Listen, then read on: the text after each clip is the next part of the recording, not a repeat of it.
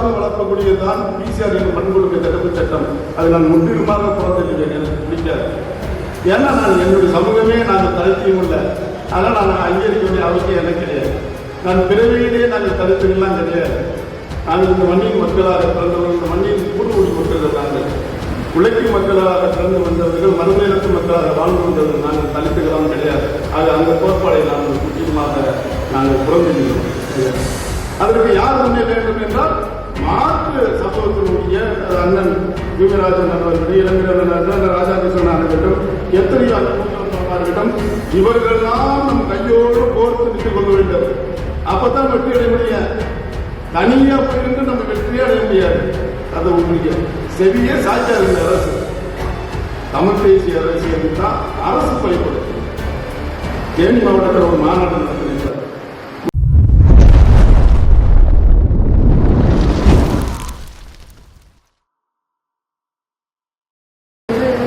பசுபதியார் வழிபடை அமைப்பை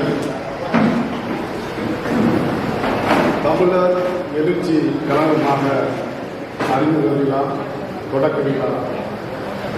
பசுபதியார் பணிப்படை என்ற நிர்வாகித்து இப்போது தமிழ் தேசிய அரசியலே ஒரு புதிய ஒரு துவக்கத்தை ஏற்படுத்தி உருவாக்கி சிறப்புரையாற்ற அமர்ந்துள்ள அன்புக்குரிய சகோதரர் அருண்பாண்டியன் அவர்களே மற்றும் நிர்வாகிகளே, சொந்தங்களே, என் உயிரிழமையான என்னுடைய உறவுகளை அனைவருக்கும் நான் சார்ந்த தாய் தமிழர் கட்சி சார்பாக என் முதற்கண் நன்றியை தெரிவித்துள்ளேன்.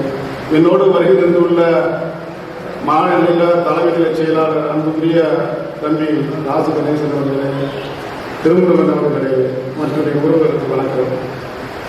ஒரு நல்ல ஒரு முன்னெடுப்பு. நாங்கள்லாம் ஒரு காலத்தில் சாதி வரி குறித்து தெரிஞ்சவன். டவுசரில் வந்து பச்சை சிவப்பு தான் போட்டிருக்கேன். காலரில் பட்டணம் கூட பச்சை சிவப்பு தான் போடுவேன். வேட்டி கட்ட மாட்டேன். ஏன்னா உள்ள இருக்கிற டவுசரில் உள்ள அந்த அந்த குறியீட்டு மனசுன்னு சொல்லிட்டு அந்த அளவுக்கு சாதி வரி பிடித்து தெரிந்தவங்க தான். சாதிகளால் வந்து நாங்கள் அடித்த அடியில தான் இன்னைக்கு பல தலைவர்கள் உயர்ந்து நிற்கிறார்கள். நாங்களாம் சொல்ல விரும்புகிறேன். கோடி கலவரா இதுதான் துவக்கமே. ஒருவருடைய முகமே இந்த தமிழ்நாட்டுக்கு தெரிஞ்சிச்சு. அப்பெல்லாம் கட்ட போஸ்ட் தான் ஒட்டி வச்சிருப்பாங்க பல எல்லா மாவட்டத்திலையும். பெரியவெல்லாம் பேசிக்கிட்டு இருந்தாங்க, நம்ம தலைவரை பிடிச்சி உள்ள வச்சுக்கிட்டாங்கடா அப்படின்னு சொல்லிட்டு. நான் சின்ன பையன், நம்ம தலைவனையே பிடிச்சி வச்சுட்டாங்கடா அப்படின்னு சொல்லிட்டு அப்புறம் பிஆர்சி பாண்டியன் போக்குவரத்து அதுதான் 11 மாதம் உழைச்சேன். பிபிடி ஆகிட்டு 19 வயசுல நம்ம தலைவர் நடிச்சுட்டானா போவோம். சாதி வெடி முடித்து சாதி மதம் முடித்து தெரிந்தோம். ஆனால் காலங்கள் கடந்து முடிந்து தமிழ் தேசிய அரசியலை நாங்கள் முன்னெடுத்து பயணித்துக் கொண்டிருக்கிறோம். தமிழ் தேசிய அரசியல் என்பது ஒரு சமூகத்தை அப்படியே மேல தூக்கிய சிம்மாசனத்தில் அகர வைக்கக்கூடிய வல்லமை வளர்க்கிறது தான் தமிழ் தேசிய அரசியல் என்பது. நீ என்னதான் நம்முடைய சாதிகளுக்கும் நம்முடைய பங்குகள் எவ்வளவுதான் எடுத்தாலும் அந்த சாதியத்தை நீங்கள் மேம்படுத்தவே முடியாது. பொது நலத்தில் பொது சிந்தனையோடு அந்த தளத்தை நீங்கள் பயணிக்கும் போது நீங்கள் மாற்று சமூகத்தினுடைய ஒரு இணைப்பை உருவாக்கிக் கொள்வீர்கள். நீங்கள் பொது தளத்தில் அங்கீகரிக்கப்படுவீர்கள். காவல்துறையால், அரசு துறைகளால் நீங்கள் மிகப்பெரிய அளவில் அங்கீகரித்துக் கொள்வீர்கள். கிட்டத்தட்ட பசுமையோட பயணிச்சிருக்கோம். அப்பெல்லாம் வந்து 5 லட்சத்தே அதுக்கு வழங்க முடியல. அண்ணன் வச்ச பசுமை அண்ணன் வச்சிருந்த தமிழ்நாடு கூட்டமைப்பு, புதிய தமிழக அண்ணன் ஜான்பாண்டி இருந்த கட்சி, அதுக்கடுத்து அண்ணன் தியாகி இமானுவேல் இருப்பாரு, அதுக்கப்புறம் பாண்டியன் வைத்த தமிழ்நாடு வீரர்கள் இருப்பாங்க. இதுதான் அங்குதான் அந்த பகுதியில் கையிலட்டான கட்சிகள். நாங்களும் பல போராட்டங்கள் எடுத்தோம் அந்த சாதிக்காக. அப்பெல்லாம் அண்ணன் பசுமையில தான் எனக்கு நிகழ்வுக்கு அதிகமாக வருவாங்க. ராமநாதபுரம் மாவட்டத்தில் வந்து உண்ணாவிரதம் இருந்தோம். தியாகி இமானுவேல் சேகரனுடைய நினைவு நாளை அரசியலாக சொல்லி அப்பவே ஒரு கோரிக்கை வச்சிருந்தா அந்த பசுதியை வந்து பேசினாங்க. வந்து சிறப்பு வேலைப்பாளர்களாக கூட்டு வச்சிருக்கேன். ஆனால் என்னதான் நம்ம சமூகத்துக்காகவும் சமூக சிந்தனைக்காகவும் சமூக மேம்பாட்டுக்காக நம்ம உழைத்துக் கொண்டிருந்தாலும் அங்கே கட்சிகளாக பிரித்து விடுவார்கள். நம்மளை இப்போ அண்ணன் பேசிக்கிட்டு இருக்க பார்த்தா ஏத்தாப்புல உள்ள நண்பர்கள்லாம் யாரும் உள்ள வரமாட்டோம், உட்கார மாட்டாங்க. கேட்டால் புரிய சொல்லிடுவாங்க. பசுதி என்ன வரமாட்டோம் வந்தால் வரமாட்டாங்க. ஜான்பாண்டியம் வந்தால் வரமாட்டாங்க. இப்படி அப்படி பேசிட்டு இருக்கிறாங்க.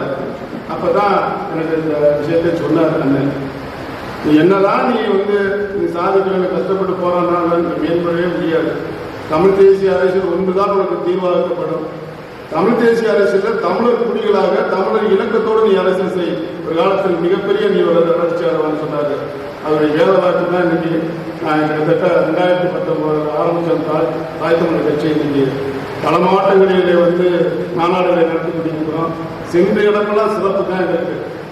ஏன்னா நான் சாதியை கடவுளை நிற்கிறேன், தமிழ் தேசிய அரசியல் நிற்கிறேன், எங்கேயோ இடத்துல போராடிக்கிட்டு இருப்பேன். அங்கே மாற்று சமூகத்துக்கிறவங்க என்னோட நின்று போராடிக்கிட்டு இருப்பாங்க. இதே நான் சாதி அடக்கம் இருந்ததுன்னா யாரும் இருக்க மாட்டாங்க. நம்ம இனத்துக்கிறவங்க வர மாட்டாங்க. அப்படி மற்ற சாதிக்கிறவங்க நம்மளோட நிற்க போறாங்க. நம்ம இனத்துக்கிறவங்க நம்மளுக்கு வர மாட்டாங்க. அதை மற்ற எப்படி வருவாங்க. ஆனால் தமிழ் தேசிய அரசியல் அப்படி கிடையாது. நானும் தமிழ் தேசிய அரசியலிலே தனித்தமிழ்நாடு கோரிக்கையை முன்வைத்து களமாடி கொண்டிருக்கிறவர்கள். ஏன் தனித்தமிழ்நாடு கேட்கிறோம் என்றால் இந்த நாடு தமிழர்களுடைய இந்த மொழி, இந்த பண்பாடு, கலாச்சாரம் அனைத்துமே தமிழருக்கானது. ஆக தமிழ்நாடு தனித்தமிழ்நாடாக அங்கீகரிக்கப்பட்டால் மட்டுமே இந்த தமிழ் முழுதுமாக விடுதலை அடைய முடியும் என்பது நோக்கோடு இதை நாங்கள் பயணித்து முழுமையாக நாங்கள் கொண்டு செல்கிறோம். நாங்கள் முழுக்க பெரியாரை விமர்சனிக்கிறவர்கள், பெரியாரை நாங்கள் ஏற்றுக்கொள்ளவே மாட்டோம். தலித்திய கோட்பாடு நான் நாகாவரி கோட்பாடாக நினைக்கிறவன். தனித்தொகுதி என்பதை நான் அங்கீகரிக்க மாட்டேன். பிசிஆர் போன்ற வன்கொடுமை தடுப்பு சட்டங்களை நான் உடத்தெரிய முயற்சிப்பேன். ஏன்னா இது இந்த தமிழ் சமூகத்தை சீரழிச்சலும் பால்படுத்தியது. தனித்தொகுதி எதுக்கு வச்சாங்க? இந்த மக்களின் வாழ்வியலுக்காக, இந்த மக்களின் பொருளாதாரத்துக்காக, இந்த மக்களின் மேம்பாட்டுக்காக கொண்டு வந்ததா தனித்தொகுதி. இன்னைக்கு தனித்தொகுதி நம்ம எந்த அளவுக்கு மேம்படுத்திருக்கு? ஒருபோதும் நம்மளை மேம்படுத்தல. எந்த தனித்தொகுதியில நம்ம போராடி நம்ம பெற்றோமோ அந்த தனித்தொகுதியை மீண்டும் திராவிடம் கைப்பற்றி கொண்டு வச்சிருக்குது. நம்ம தனித்தொகுதி நம்ம தேர்தல் தமிழகத்தை சேர்ந்த ஒரு எம்எல்ஏ அது யாருக்கு விசுவாசமா இருக்கிறாரு? அவருடைய எஜமானுக்கு தான் விசுவாசம் இருப்பாரு. ஸ்டாலினுக்கோ இல்ல ஆரிய கட்சிக்கோ திராவிட கட்சிகள் தான் இருப்பாங்க. நம்மளுக்கு அது எப்பவுமே அது சாத்தியப்படாத விஷயமாக இருக்கிறதுனால தான் நான் தனித்தொகுதி என்ற கோட்பாடு முக்கியமாக பிடிக்கிறேன். அதுபோல தமிழக இனங்களுக்குள் தமிழர் குடியிருப்புக்குள்ள உள்ள முரண்பாடை வேகமாக வளர்க்கக்கூடியதுதான் பிசிஆர் வன்கொடுமை தடுப்பு சட்டம். அது நான் முற்றிலுமாக புறந்தளில்லை, எனக்கு பிடிக்காது. ஏன்னா நான் என்னுடைய சமூகமே நாங்கள் தலித்தையும் இல்லை. அதனால நான் அங்கீகரிக்க வேண்டிய அவசியம் எனக்கு கிடையாது. நான் பிறவியிலேயே நாங்கள் தலித்துகள்லாம் கிடையாது. நாங்கள் இந்த மண்ணின் மக்களாக பிறந்தவர்கள், இந்த மண்ணின் பூர்வகுடி மக்கள் நாங்கள் உழைக்கும் மக்களாக பிறந்து வந்தவர்கள், மறுநிலத்து மக்களாக வாழ்ந்து வந்தவர்கள். நாங்கள் தலித்துகளாம் கிடையாது. ஆக அந்த கோட்பாடை நாங்கள் முற்றிலுமாக நாங்கள் புறந்துகிறோம். இன்னைக்கு தமிழ் தேசிய அரசியலிலே இன்னைக்கு தம்பி அருண்பாண்டியன் அவர்கள் இன்னைக்கு தமிழர் எழுச்சி கழகம் உருவாக்குகிற ரொம்ப மகிழ்ச்சி நாங்கள் அடையலாம். இன்னைக்கு தமிழ் தேசிய கழகத்துக்கு, தமிழ் தேசிய எழுச்சி கழகத்துக்கு, தாய் தமிழர் கட்சி என்று இன்று இந்த பகுதியில் உள்ள மன்னர் சமூகத்தை சேர்ந்த சாதி அடையாளங்களோட பயணித்தவர்களால் இந்த தமிழ் தேசிய அரசியல் விடுதலைக்கு வரும்போது கண்டிப்பாக ஒரு நாள் இந்த சமூகம் முற்றிலுமாக விடுதலை வரும். இதுதான் சரியான ஒரு நோக்கு, இதுதான் சரியான பாதை. நீங்க என்னதான் நீங்க உழைச்சா கூட நீங்க ஒன்றுமே பண்ண முடியாது. அவங்க மறுபடியும் மக்கள் சாதிகளாகத்தான் கிடக்கிறாங்க. நம்ம மக்கள் இளைஞர்களாக அவங்க தெரிஞ்சுக்குங்க, நீங்கள் சாதிகளாக இருப்பதற்கு உங்களுக்கு விடுதலை என்பதே சாத்தியப்படாது. ஏதுக்கு சாதிகளாக இருக்க நீங்க என்னைக்காவது அமைப்பா நீங்க திறந்துருக்கீங்களா சொல்லுங்க. நான் தமிழ்நாடு வீரர்கள் பிறந்துச்சுப்பேன். இப்போ நாங்கள் தான் பஸ்ல போய் மலர்களெல்லாம் வச்சு வந்துருவாங்க. சான்மண்டியை அங்கே ஓடிடுவாங்க, கிருஷ்ணசாமி அங்கே ஓடிடுவாங்க. அப்ப அது சாதிய கட்டமைப்பு, யார் வந்தாலும் போயிடுவாங்க. ஆனா இன்னைக்கு தாய் தமிழர் கட்சியினுடைய ஒருத்தரை கேட்க முடியாது. ஏன்னா அது கட்டமைப்பு, தமிழ் தேசிய அரசியல் கட்டமைப்பு. போயிட்டு அதோட உட்காந்துருக்காங்க. எந்த தலைவர் இருந்தாலும் போக மாட்டேன், யாருக்கு முன்னாடி நிற்க மாட்டேன், யாரோட கொடி பிடிச்சி நிற்க மாட்டேன். ஏன்னா அரசியல் கலந்து தமிழ் தேசிய அரசியல் நன்கு அறிந்தவன் உணர்ந்தவன் யாரோடையும் பயணிக்க மாட்டான். அதை நம்ம தான் சரி பண்ணணும். இன்னைக்கு புதிதாக உருவாக்கப்பட்ட தமிழர் எழுச்சி கழகம் என்பது வெறும் இன்னைக்கு அரசியல் கட்சிகளாக பரிமாறித்து பெரும் கட்சிகளாக வளர வேண்டும். தாய் தமிழர் கட்சியை விட, தாய்நாடு மக்கள் கட்சியை விட, தமிழ் தேசிய கழகத்தை விட, அத்தனை இங்கே வருகின்ற தோழரை விட அதை விட மென்மேலும் அது வளர்ந்து ரொம்ப உயரத்துக்கு போக வேண்டும். தமிழ் தேசிய அரசியலை எடுக்க வேண்டும். அதுதான் சாதி எல்லாத்துக்கும், எந்த குழு பூச்சி எல்லாத்துக்குமே சாதி என்ற இது இருக்கத்தான் செய்ய. அதை யாராலும் கூட தெரிய முடியாது. அதை வச்சுக்கோங்க, அது தேவையான இடத்தில் அதை பயன்படுத்துங்க. தேவையில்லாத இடங்கள்லாம் அதை பயன்படுத்தி சாதியும் அழித்து விடும், நம்மளையே அழிச்சுக்கணும். அதனால எதோட பயணிக்கிறோமோ அதுக்குத்தான் பயணிக்கணும். ஒரு போராட்டங்களுக்கு ஒரு அழைப்பு, இப்ப நானே ஒரு போராட்டத்துக்கு ஒரு அழைப்பு விடுறேன்னா அது எதுக்காண்டி போராட்டம், எதை நோக்கியான போராட்டம், அது போனா சரியா இருக்குமா, சரியா இருக்கப்படாத அறிந்து தெரிந்துதான் அந்த காலத்திலே நீங்க நிக்கணும். ஏதோ 4 பேர் நின்றுட்டு வாங்க எல்லாரும் அப்படின்னு சொல்லி சாதியை சொல்லி அழைச்சோன்னு ஒரு போய் நின்றப்படாது. அது உங்களுக்கு முற்றிலுமாக அழைச்சிடும். அது போகவே போகாதுங்க. 1000 போராட்டங்கள் இருக்கு, அகிம்சை போராட்டங்கள் இருக்குது, மக்கள் திரள் போராட்டம் இருக்குது. இறுதியாகத்தான் ஆயுத வழி போராட்டத்தை எடுக்கணும். நீ எடுத்தவனே ஆயுத வழி போராட்டத்தை எடுத்துடக்கூடாது. நம்மளை பார்ப்பது திருவிழாக்கிறார். அகிம்சை போராடு, மக்களை திறந்து அகிம்சை போராடு, வென்று விடுவோம். நம்மள பேசாம நீ போய் உட்காரு. 1000 பேருக்கு காரணம் கத்துறதுனால உனக்கு விடுதலையே கிடையாது. நீ ஒரு குரல் முடிக்கவும் செய்யாது. நீ பேசாம உட்காண்டாலே நீ வெற்றி விடுவாய். இதுதான் அகிம்சை வழி போராட்டம். இதெல்லாம் கிடந்து அகிம்சை வழிக்கிறவங்களுக்கு இந்த அரசு செவிசாய்க்க மறுக்கிறது. நம்முடைய போராட்டங்களை இந்த அரசு புறந்தடிக்கிறது என்றால் புரட்சியான வழிகளை முன்னெடுங்கள், மிகப்பெரிய போராட்டங்களை முன்னெடுத்து வழிநடங்கள். அது சரியா இருக்கு. அதற்கு யார் முன்னே வேண்டும் என்றால் மாற்று சமூகத்தினுடைய அண்ணன் பூமிராஜன் அவர்கள், இளைஞர் ராஜாகிருஷ்ணன் இருக்கட்டும், எத்தனையோ அந்த இருக்கட்டும், இவர்கள்லாம் நம் கையோடு கோர்த்து நின்று கொள்ள வேண்டும். அப்பதான் வெற்றி அடைய முடியும். தனியா போயிருந்து நம்ம வெற்றியே அடைய முடியாது. அது உங்களுடைய செவியே சாய்க்காது. இந்த அரசு தமிழ் தேசிய அரசியலுக்கு தான் அரசு பயப்படும். தேனி மாவட்டத்தில் ஒரு மாநாடு நடத்தினார், முல்லைப்பட்டியார் உரிமை மீட்பு மாநாடு. கீழ்பிரிவு எடுத்தவுடனே அந்த பகுதியில் மக்கள்கிட்ட கேட்டதே வச்சுமா, என்னை சாதியாக ஒரு பார்க்கல. இப்ப ரொம்ப நாளாச்சு ஒன்று மறந்துட்டாங்க. அவங்க தனித்தமிழ்நாடு கேட்பாங்க, தனித்தமிழ்நாடு கேட்பாங்க, தமிழரசனுடைய பாதையில களமாடுறது சரியா இருக்குமா?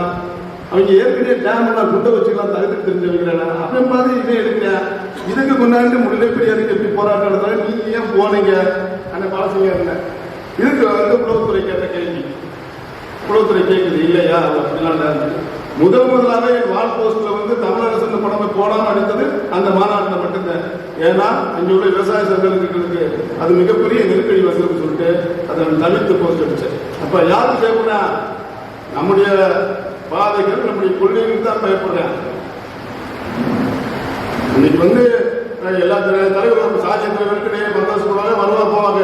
ஆனா நம்ம கைது பண்ணலாம், அதே பிடிச்சிட்டு நம்ம கைது ஒன்று திருப்பிக்கிட்டு யார் நம்மளோட துணைக்கு வரானோ அவன் நம்ம பிடிச்சிட்டு உள்ள வச்சுக்குவேன். ஆக அதெல்லாம் தவிர்க்கணும். நல்ல பாதை, அருமையான பாதை. மதுரையில அண்ணன் மூக்க வலியுறுத்துறாரு, அண்ணன் பாஸ்கரன் இருக்கிறாரு. எல்லாரும் இங்க உள்ள நல்ல ஆள் இருக்கவுதான், நல்ல அரசியல் புரிதல் உள்ளவதான், எல்லாரும் வழக்கறிஞராக இருக்கிறாங்க, பண்பாளர்கள், நல்ல அறிவு சார்ந்தவர்கள் தான். ஆனால் சரியான கோணங்களை நீங்கள் எடுக்க வேண்டும், சரியான பாதைகளை கட்டமைக்க வேண்டும். நாளை விடுதலை நம்ம பெற வேண்டும். சகோதரருடைய தமிழர் எழுச்சி கழகம் இந்த மண்ணில் தமிழ் தேசிய அரசியலை படைக்க வேண்டும். தமிழர் குடிகளை ஒன்றிணைத்து தமிழ் தேசிய அரசியலை படைத்து நாளை வரலாற்றை சாதியை கிடந்த எல்லாத்துக்கும் நான் போறேன்.